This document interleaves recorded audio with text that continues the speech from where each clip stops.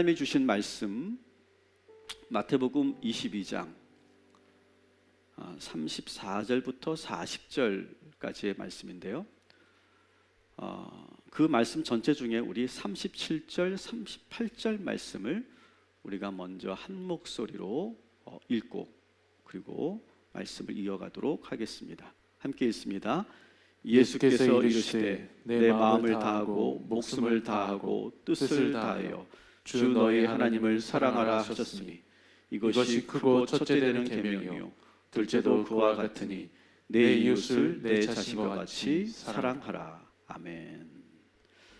자, 오늘 이 본문 오늘 이 율법과 계명의 본문인데요.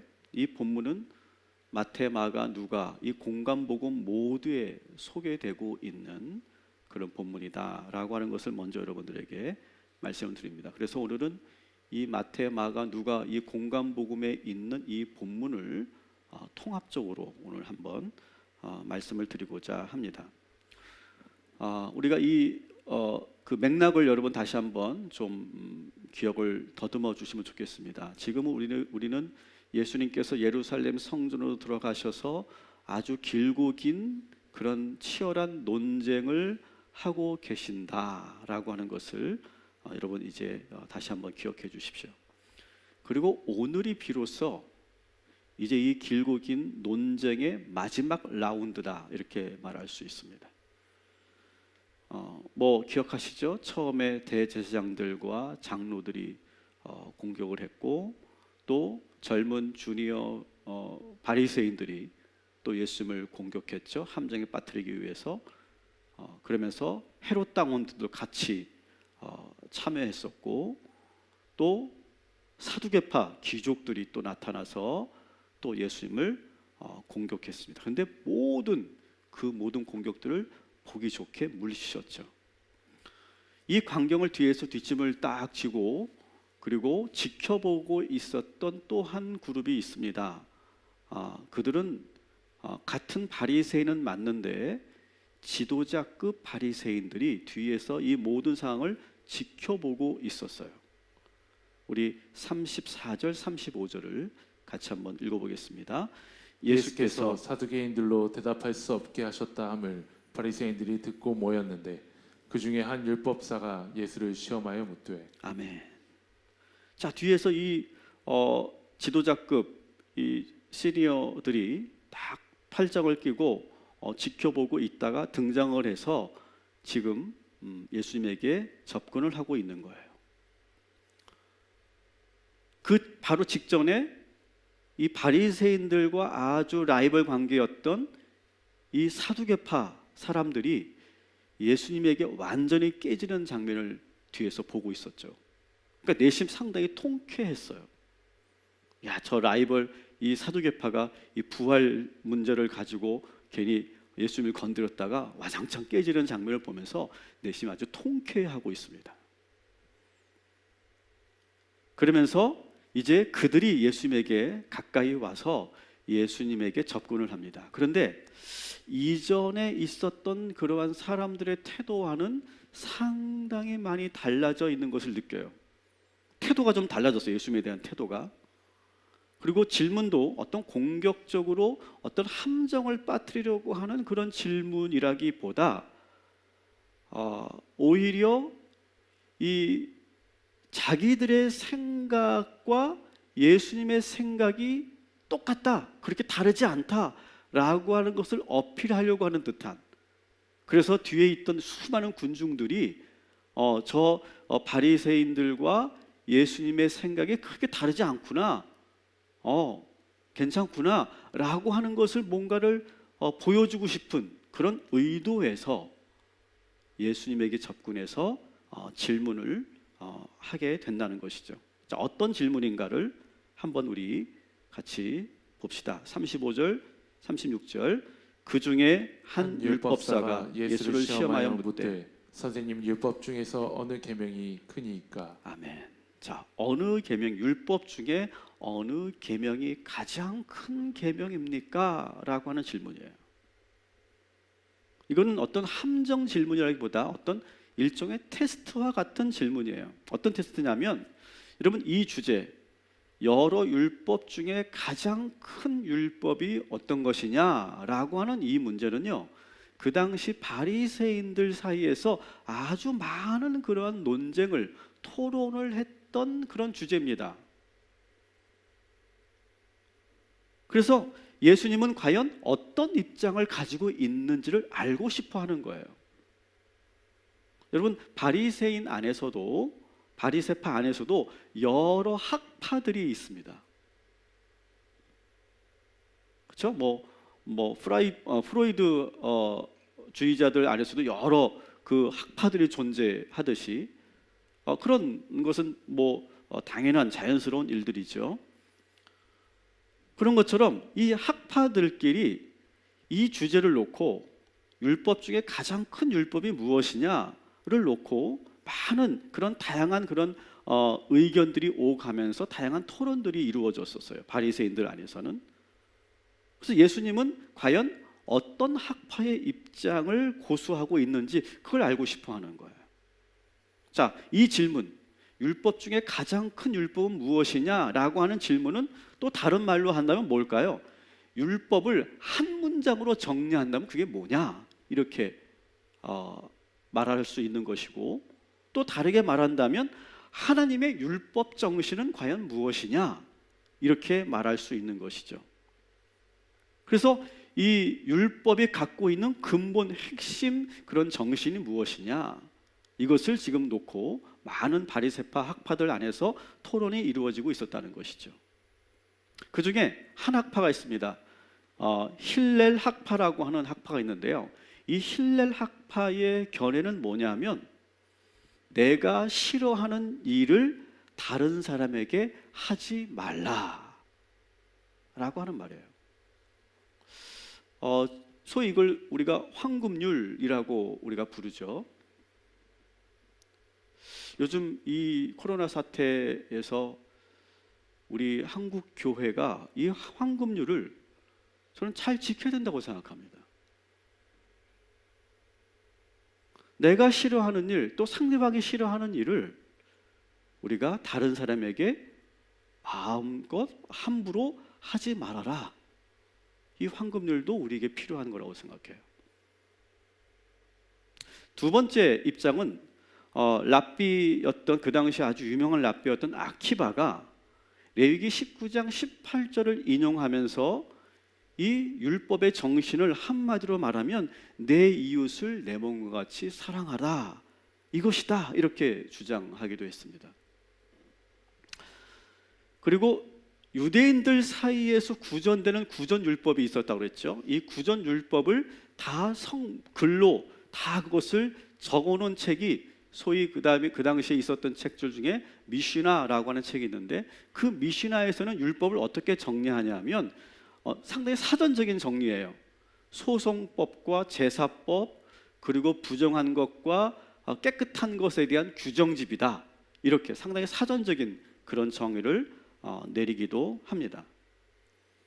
자, 이렇게 여러분 하나님의 율법을 놓고도 이렇게 서로가 각자가 다른 견해와 입장을 가지고 있구나 라고 하는 것을 여러분 느낄 수 있죠. 자, 이제 예수님의 견해를 우리가 들어볼 차례입니다. 이 힐렐 학파나 아키바나 또 미시나가 말하는 것과 완전히 다른 예수님의 입장이 무엇인가 여러분이 한번 구별해 보실 수가 있어야 돼요. 자, 우리 37절부터 40절에 예수님의 입장, 예수님의 견해를 한번 들어보겠습니다. 같이 읽습니다. 예수께서 이르시되 내 마음을 다하고 목숨을 다하고 뜻을 다하여 주 너희 하나님을 사랑하라 하셨으니 이것이 크고 첫째 되는 계명이요 둘째도 그와 같으니 내 이웃을 내 자신과 같이 사랑하라 하셨으니 이 두 계명이 온 율법과 선지자의 강령이라. 아멘. 따라합시다. 하나님 사랑, 이웃 사랑, 이것을 모두 지금 통합하신 말씀이에요. 자, 이 말씀은 그냥 뜬금없이 나온 말씀이 아니라 하나님의 사랑에 대한 계명은 신명기 6장 5절에 나와 있는 말씀이고 이웃 사랑에 대한 말씀은 레위기 19장 18절에 있는 말씀을 이렇게 하나로 통합한 말씀이에요. 자, 제가 다시 도표를 보여드릴게요. 자, 율법의 핵심 정신, 근본 정신이 무엇이냐를 놓고 그 당시에 최고의 그러한 그 학자들과 지도자들이, 아주 유명한 랍비들이 제시한 것과 예수님이 하신 이 말씀과 비교해 보세요. 눈으로 봐도 예수님의 말씀이 탁월하다, 질적인 차이가 있다라고 하는 것을 여러분 느끼실 수 있지 않습니까? 느껴지세요?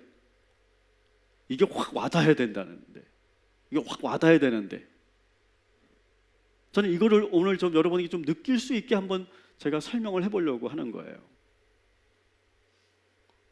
여러분, 어쨌든 뭔가 예수님의 말씀이 좀 더 온전하고 완전하다라고 느끼실 수 있죠. 여러분, 이런 차이가 왜 날까요? 여러분, 바리새인들은요 어떤 사람들이냐 하면, 제가 몇 번 소개했지만 율법을요, 이 토라를요 거의 달달달달 외우는 사람들입니다. 적어도 이 모세오경 정도는요 그냥 툭툭 치면 절절절 나오는, 저절로 막 이렇게 나오는 그런 사람들, 그렇게 훈련받은, 그만큼 많이 공부한 그런 사람들이에요. 우리도 옛날에 영어 공부할 때 영어 사전 많이 씹어 먹지 않았습니까? 그죠? 많이 씹어 먹어봤죠? 저는 한 2장 먹고 포기했는데요. 아마 우리 요즘 아이들은 이해를 못할 거예요. 영어 사전을 왜 찢어서 씹어 먹는지. 그리고 학교 다닐 때 꼭 이거보다 더 두꺼운 영어 사전을 꼭 갖고 다녔습니다. 공부를 잘하든 못하든 일단은 꼭 갖고 다녔었어요. 그러니까 마찬가지로 이 바리새인들은요 율법을 완전하게 외우고, 일단 외우는 게 기본이고, 외우고 나서 그 한 구절 한 구절을, 그 의미와 뜻을 선생님들에게 아주 꼼꼼하게 배우는 사람들이에요. 뭐 마치 법조인들이 그렇게 하죠, 그죠? 법조인들이 그 엄청난 양의 그 법들을 통째로 암기하고 그 수많은 조항들 하나하나를 공부하는 것처럼. 그래서 여러분, 이 바리새인들은요 일단은 머리가 좋은 사람들이에요. 그러니까 암기력이 뛰어난 사람들이죠. 여러분, 우리 사회도 결국 그 어떤 사람이 공부를 잘한다는 거예요? 공부 잘한다 하면 암기력이 뛰어난 사람을 말하는 거죠. 그죠? 그래서 머리에 많은 지식을 외울 수 있는 사람, 그 사람들이 높은 점수를 받고, 우리 한국의 교육 제도가 높은 점수를 받고 또 좋은 학교를 들어가고 또 많은 지식을 갖고 있는 사람들이 우리 사회의 지도자가 됩니다. 그렇죠? 2000년 전에 유대 사회가 그랬다는 거예요. 율법을 많이 암송하고 있는 사람, 그 사람이 지도자예요.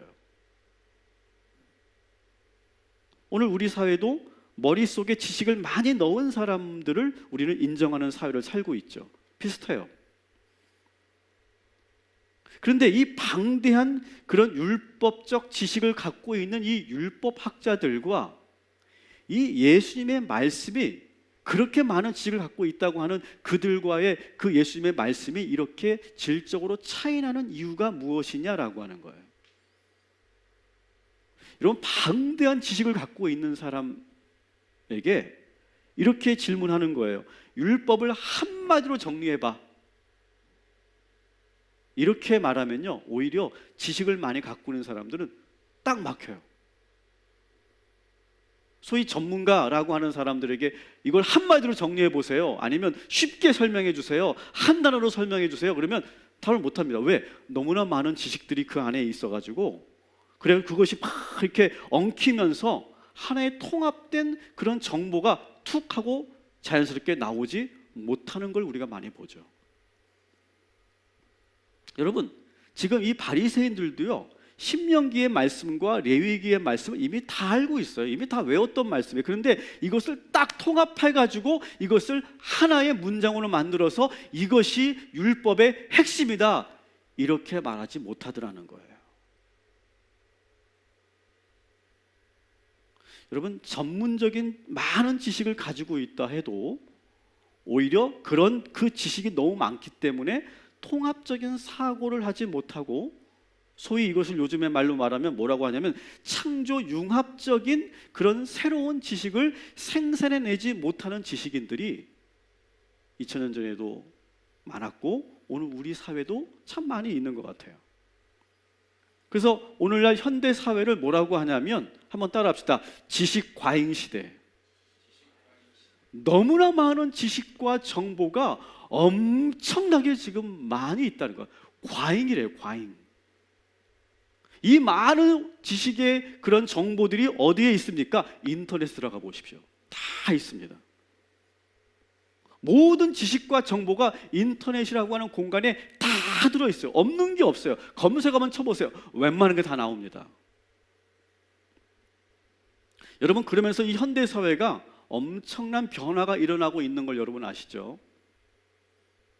첫 번째 큰 변화는 뭐냐면 그전까지는요, 한 사람이 가장 많은 정보를 갖고 있는 사람이 그 사람이 인정받는 거예요. 그런데요, 요즘은요, 정보가 너무 많아가지고요, 인간의 뇌로는요, 그 정보를 다 외울 수 없고 수용할 수 없을 만큼 정보 과잉 시대예요. 우리는 이것을 분명하게 알고 있어야 돼요. 두 번째 큰 변화는 뭐냐? 지금까지 알고 있었던 지식이 여러분 IT 쪽에서는 1년, 2년만 지나면 다 쓸모없는 지식이 돼버리지 않습니까? 옛날에는요, 교수님들이 미국에서 해외에서 학위를 받고 이렇게 오시잖아요. 그럼 그때 처음 강의 노트를 쓰잖아요. 강의 노트를 쓴 걸 가지고 20년, 30년 울고 먹었어요. 그래도 됐어요. 근데 요즘 어떻게 할까요? 그렇게 하면 교수직 잘립니다. 그리고 이미 엄청나게 새로운 지식들이 계속 들어오기 때문에 쓸모없는 지식이 돼버려요. 그만큼 이 지식의 변화 속도가 상당히 빠르다는 거죠. 그러다 보니까 여러분, 소위 전문가라고 하는 사람들이 지금까지 독점해왔던 그런 지식들이 다 무용지물이 될 때가 참 많이 있고, 또 이미 그러한 지식들은 이미 모든 사람이 다 공유할 수 있는 지식이 되어버렸어요.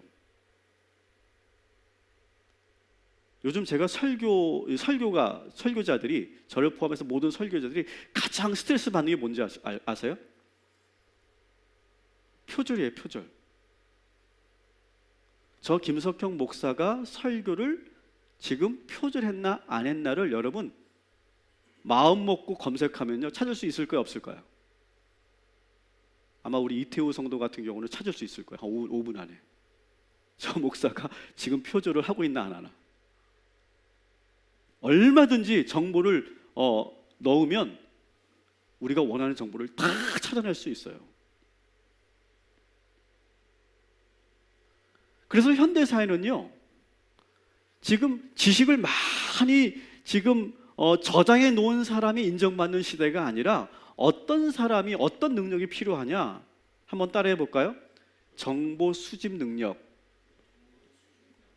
지식 가공 능력, 그리고 거기에 더해서 뭐가 있어야 돼요? 실행 능력을 갖고 있는 사람이 더더욱 필요한 시대가 되었다, 이렇게 말해요. 이것을 소위 뭐라고 합니까? 지식 정보화 시대다, 이렇게 말해요. 제가 이 말씀을 드리는 이유를 제가 다시 한번 소급해서 말씀드릴게요. 여러분, 이 말씀은 오늘 현대사회 현상을 잘 설명해 주는 말씀이에요. 여러분, 예수님은요, 정규 바리새인들의 교육을 받아본 적이 없으신 분이에요. 뭐 랍비가 되기 위해, 율법학자가 되기 위해 어떤 학교를 다닌 적도 없어요. 어떤 학위를 받거나 어떤 라이센스를 받은 적도 없어요. 하지만 그 어떤 학자들보다도 예수님은 율법 안에 있는 근본적인 핵심을 꿰뚫고 계셨다는 거예요. 그리고 이 레위기 말씀과 신명기 말씀을 통합해서 새로운 지식을, 새로운 정보를 만들어낼 수 있는 그런 능력을 갖고 계셨다는 거예요. 여러분 표정은 뭐 그래서 어쩌다는 거냐, 그런 표정인데, 이 하나님 사랑과 예수님의 사랑, 하나님 사랑과 이웃 사랑이라고 하는 이 개념이 그만큼 대단한 거다는 것을 제가 말씀을 드리는 거예요. 여러분들은 그걸 느끼지 못하지만 그때 그 당시에 바리새인, 그 질문을 했던 그 바리새인은요, 그 예수님의 말씀을 듣고 깜짝 놀랍니다. 아니 어떻게 이러한 대답을 할 수 있느냐, 놀라워합니다. 소름이 끼쳤을 거예요 아마. 이런 대답을 들어본 적이 없다는 거예요. 그래서 마가복음에서는 이 서기관이 이렇게 반응을 합니다. 놀라워하면서. 한번 같이 읽겠습니다. 서기관이 이르되 선생님이여 옳소이다. 하나님은 한 분이시요 그 외에 다른 이가 없다 하신 말씀이 참이니이다. 또 마음을 다하고 지혜를 다하고 힘을 다하여 하나님을 사랑하는 것과 또 이웃을 자기 자신과 같이 사랑하는 것이 전체로 드리는 모든 번제물보다 기타 제물보다 나으니라. 아멘. 그 지도자였던 바리새인이 그 선생님의 말씀을 듣고 100% 동의하는 거예요. 여러분, 이게 바리새인들의 성향상 여러분 이렇게 동의하는 게 쉽지 않아요. 여러분, 학자들끼리 토론하잖아요. 절대 그 토론 끝나지 않습니다. 누구도 자기의 입장을 번복하거나 상대방의 입장을 맞습니다라고 동의해 주지 않아요. 바리새인도 그런 사람들이거든요. 그런데 너무나 완벽한 대답을 하셨기 때문에 이 바리새인이 지금 놀라워하면서 예수님의 말씀에 동의를 하는 거예요. 그 영향력 있는, 상당히 영향력 있는 이 시니어가, 지도자가 그렇게 동의를 하니까 뒤에 있었던 그 다른 바리새인들도 더 이상 할 말을 잃어버려요. 그래서 34절 봅시다. 갑자기 쥐 죽은 듯이 조용해집니다. 시작. 예수께서 그가 지혜 있게 대답함을 보시고 이르시되 내가 하나님 나라에서 멀지 않도다 하시니 그 후에 감히 묻는 자가 없더라. 아멘. 그 이후로부터는 그 누구도 예수님에게 어떠한 공격도 어떠한 비판도 하지 못하더라는 거예요. 한마디로 말해서 종교 지도자들과의 이 엄청난 싸움을 완승으로 끝내는 통쾌한 장면인 거죠. 여러분, 사실 어쩌면 여러분들이 좀 이 모든 이 성전 안에서 종교 지도자들과의 이 논쟁이 좀 지루하게 느껴졌을 수도 있어요. 그러니까 말로 서로가 이렇게 토론하고 논쟁하는 거니까 조금 좀 지루하다 그런 느낌을 받으실 수도 있었을 거예요. 그런데 제가 이것을 왜 이렇게 길게 설교를 하고 강해를 하고 있는지 여러분 그 이유를 여러분 꼭 알아주시면 좋겠어요. 여러분, 한국 사회는요 조용조용히 말로 하면 통하지 않는 사회라고 그러죠. 그래서 한국에서는 어떤 사람이 이긴다고 그래요? 어떤 사람이 이긴다고 그래요? 목소리 큰 사람이 이긴다고 그러죠. 믿으십니까? 목소리 큰 사람이 이기고요. 또 그것도 모자르면 그 다음에 어떻게 할까요? 일단 많이 모이는 거예요. 많이 모여가지고 또 뭐 해요? 확성기를 틀고 더 크게 소리를 지릅니다. 그것도 안 되면 어떻게 합니까? 그것도 안 되면 아주 자극적이고 상대방의 깊은 상처를 주는 그런 막말도 거침없이 하는 사회예요. 그런데 예수님은 어떻게 하셨다고요? 이 모든 공격을 차분하게 말씀으로 제압하세요. 큰 소리 내지 않으세요. 힘으로 말하지 않으세요.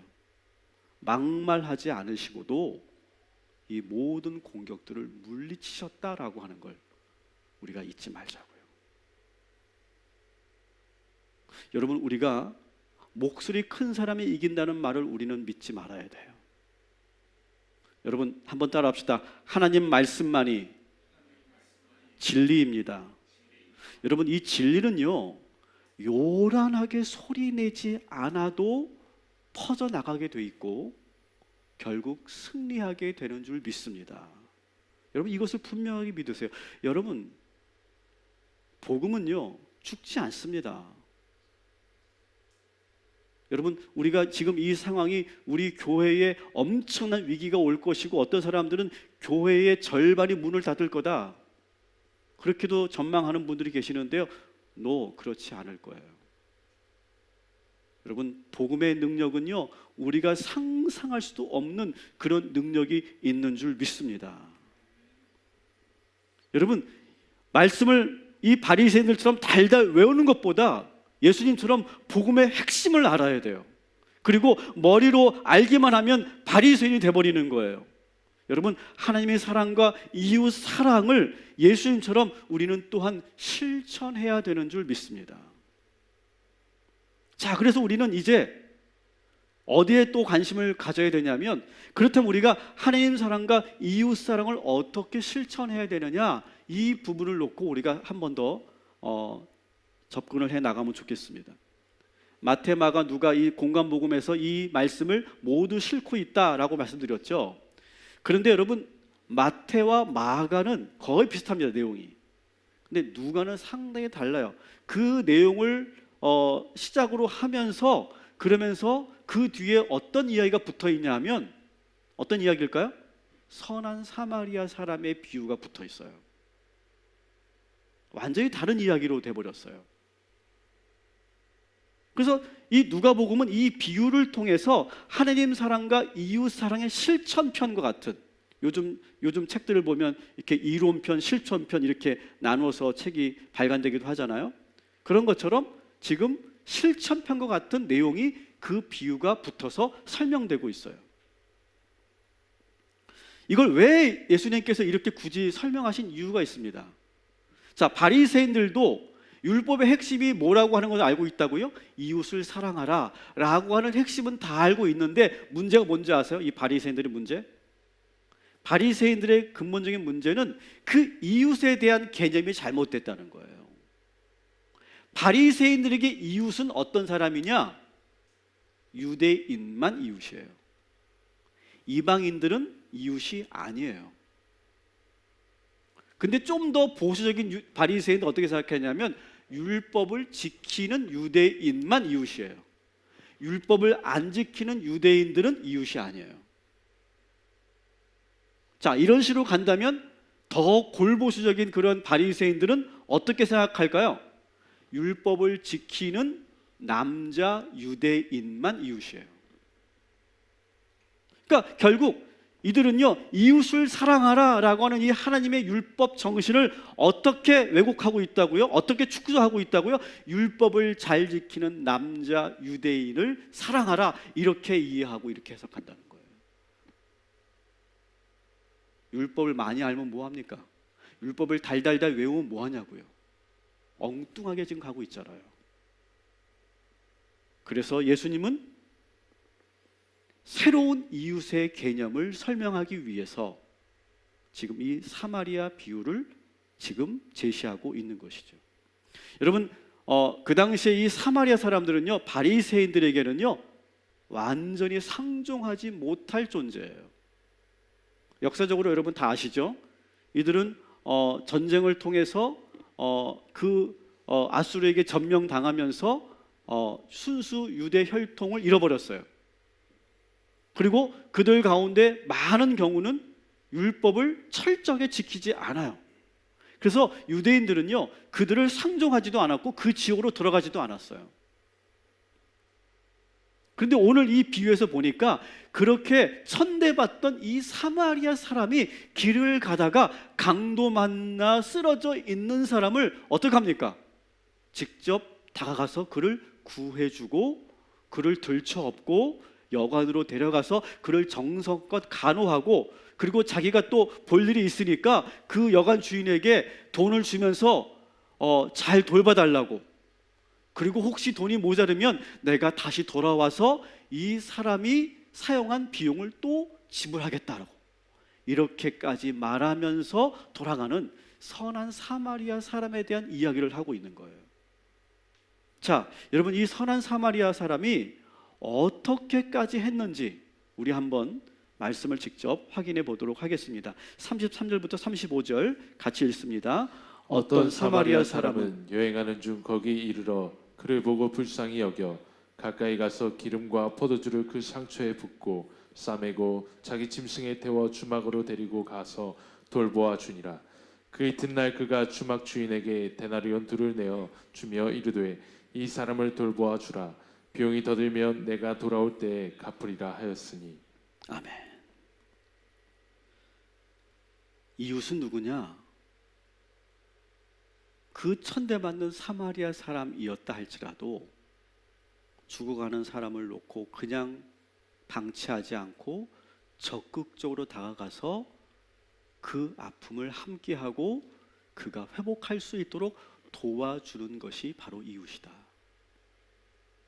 바리새인들 너희들처럼 그렇게 국한하고 축소해서 그렇게 한다면 그것은 온전한 이웃 사랑이 아니다. 이것을 설명하고 있는 것이죠. 우리 교회를 포함해서 지금 많은 교회들이, 대부분의 교회들이 지금 정상적인 예배를 드릴 수 없습니다. 사회적으로 매우 지금 혼란스럽고 경제적으로도 많은 어려운 시기를 보내고 있습니다. 앞으로 우리나라 경제 성장률이 마이너스에 이른다고 하죠. 그런데 저는 이런 상황 속에서 저는 우리 교회가 작지만 기특한 일을 한 것을 우리가 한번 그래도 공유했으면 좋겠어요. 우리는 월세를 내지 못하고 이 온라인 예배를 드리지 못하는 그런 교회들을 위해서 우리가 우리의 헌신을 할 수 있었죠.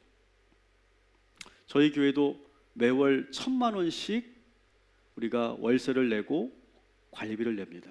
저희 교회 매월 1,000만 원씩 내죠. 그러니까 우리도 사실 상가 개척교회에 불과해요.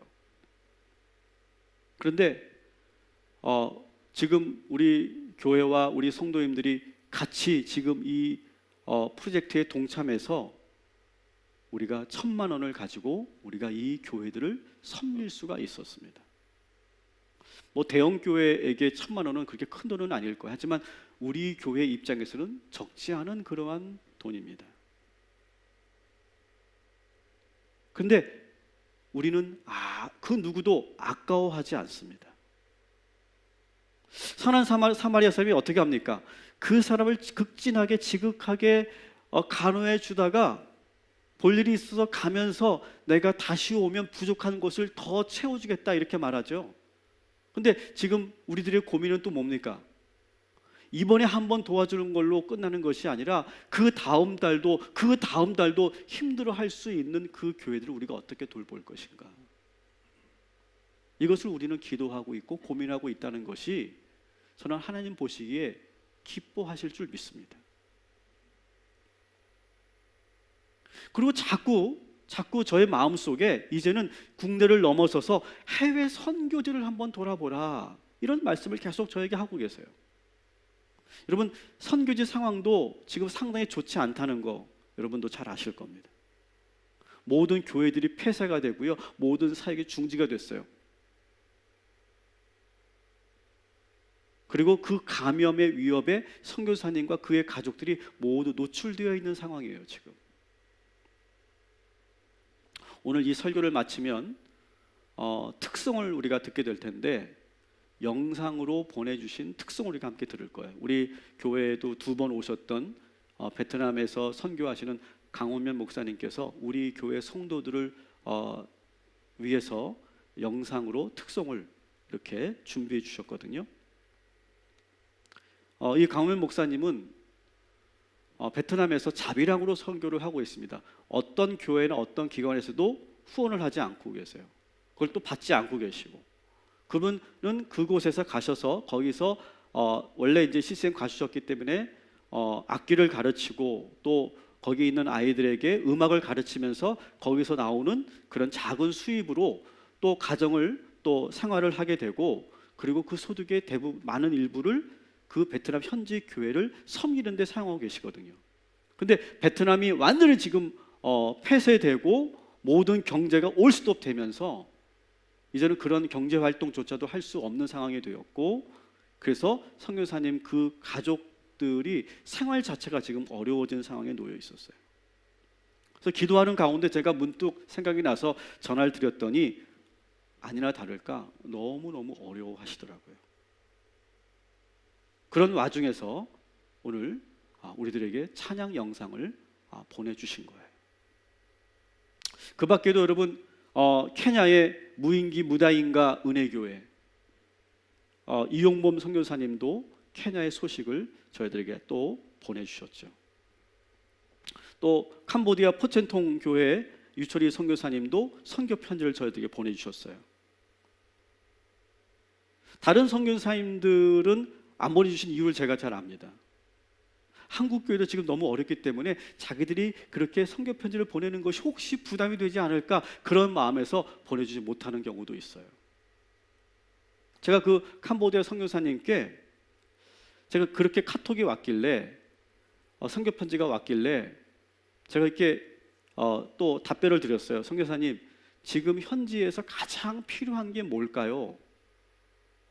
이렇게 제가 질문을 했거든요. 근데 이분이 아무 대답은 안 하시고 이런 이모티콘만 보내셨어요. 뭐가 필요하다, 뭐가 지금 긴급하다 그런 말씀 안 하시고 그냥 이런 이모티콘만 보내셨다고요. 여러분, 이 이모티콘은 어떻게 해석해야 될까요? 그냥 느껴졌어요. 그냥 왠지 미안해 하면서도 그냥 그렇게 물어봐 주는 것만으로도 너무 고마우셨던 것 같아요. 여러분, 이렇게 선교사님들이 이렇게 샤이합니다. 근데 아마 저도 그랬을 것 같아요. 저도 그 입장이었으면. 그래서 지금 우리가 해야 될 것은 뭐냐?